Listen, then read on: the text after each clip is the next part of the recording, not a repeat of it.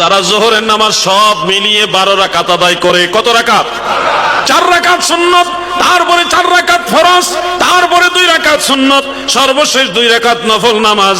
যারা টোটাল যোহরের নামাজ 12 রাকাত আদায় করবেন, আমার দয়াল নবী বলেছেন সারা রাত দাঁড়িয়ে দাঁড়িয়ে তাহাজ্জুদ নামাজ পড়লে যতগুলি নেকি আমার আল্লাহ আপনাকে দিত, সারা রাত দাঁড়িয়ে তাহাজ্জুদ নামাজ পড়লে যত নেকি হতো আপনার, আমার দয়াল নবী বলেন যোহরের নামাজ 12 রাকাত পড়লে ওই সমান নেকি আপনার আমল নামায় আল্লাহ দিয়ে দিবে।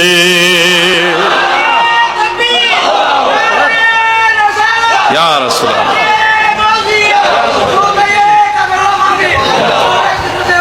তাহলে আপনারা কি বুঝলেন? যোহরের নামাজ সর্বমোট কত রাকাত?